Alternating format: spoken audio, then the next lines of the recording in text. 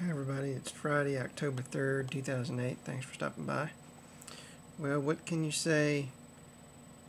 This country is done. Stick a fork in it. It is done.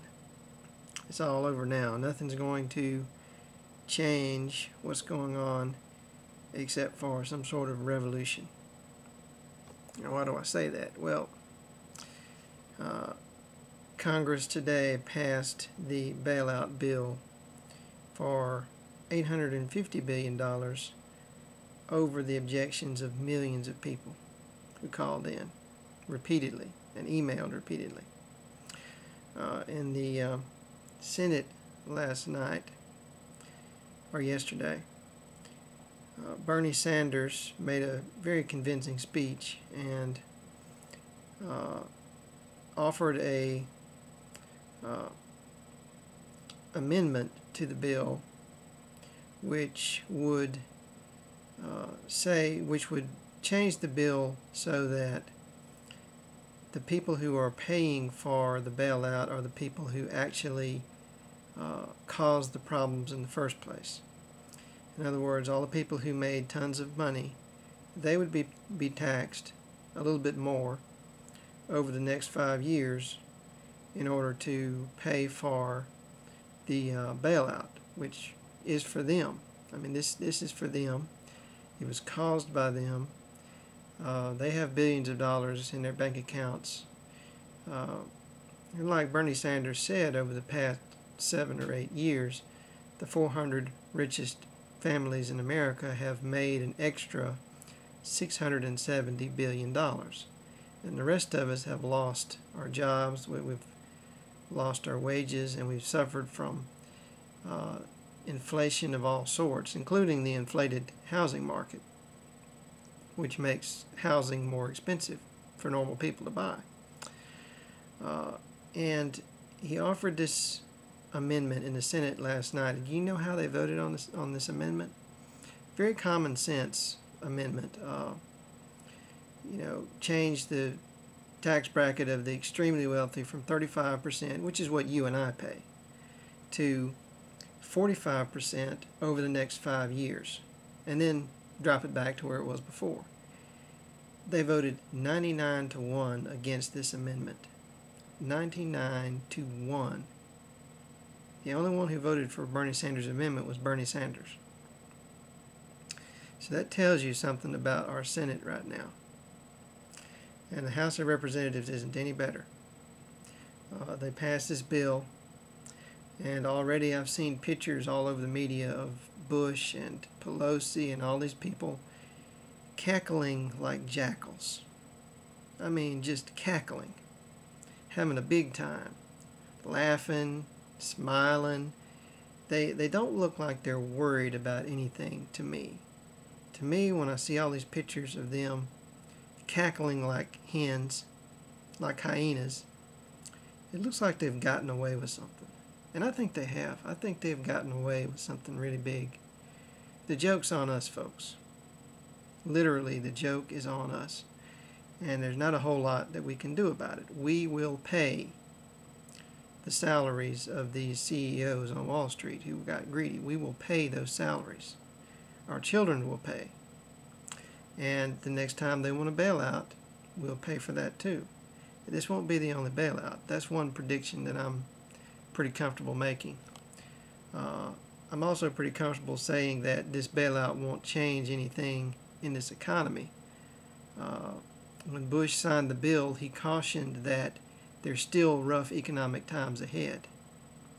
We still face challenges, in his words. And he's already setting us up for the fact that the economy is not going to rebound because of this, folks. It's not going to rebound. That's just a fact. If it does rebound, I will be more surprised than I've ever been in my entire life. But I don't think it's going to. When they passed this bill, in the stock market, they had a rally for about an hour. And then the stocks started plunging again. So there you go. Our economic stabilization bill, where we You and I paid the Wall Street tycoons $700 billion by buying worthless assets. That bought us about an hour on stock market. 200 points and then another drop. So, I mean, it's just, it's beyond sad. It's beyond ridiculous. It's unacceptable and un-American. And, you know, like I said, this country is done. We're through, folks. I mean, we're not coming back from this one. First of all, the economy is not going to get any better anytime soon, no matter how many bailouts they do.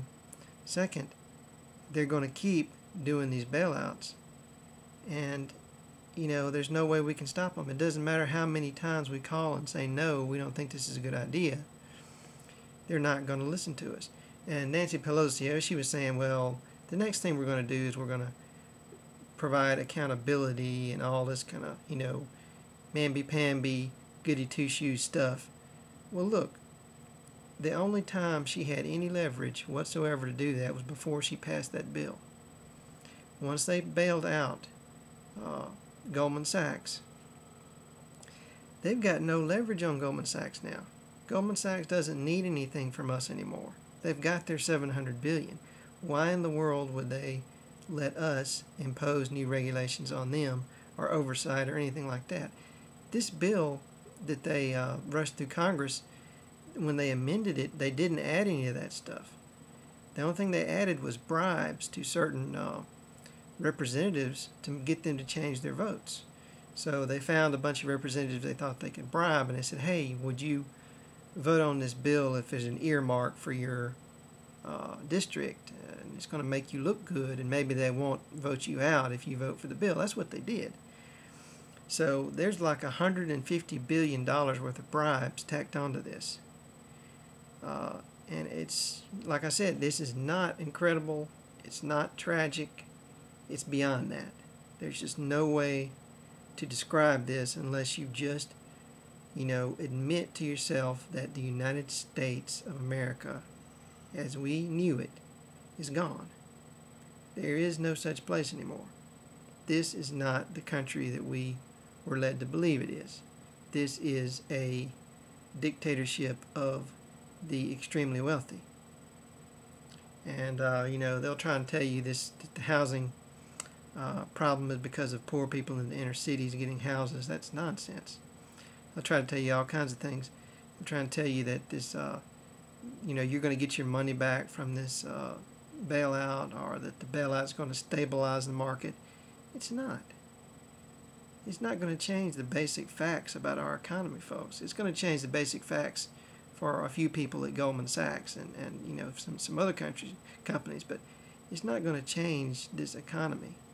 And it's not going to change the fact that, you know, it's deregulated and corrupt, and all these people have done irresponsible things, and we've rewarded them for it. So you know what that means. When you reward bad behavior, you get more of it. The next time they decide to start doing risky stuff, they'll know. They won't even have to worry about it. They'll know that if anything goes wrong, all they have to do is go to Congress and they'll get whatever they want.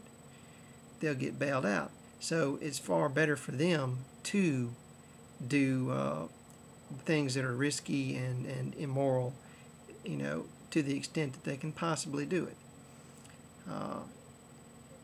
You know, this, if you're capable of relocating outside of this country, if you're capable of renouncing your U.S. citizenship, I would recommend you do it. Because the only thing that you're going to get here is you're going to get to pay for other people's excesses. You're going to get used, you're going to get abused, and you're going to get thrown away. So if you know what's best for you, I think you really should move to some other country and try your luck there, because this is the worst country you could be living in right now. Thanks for watching.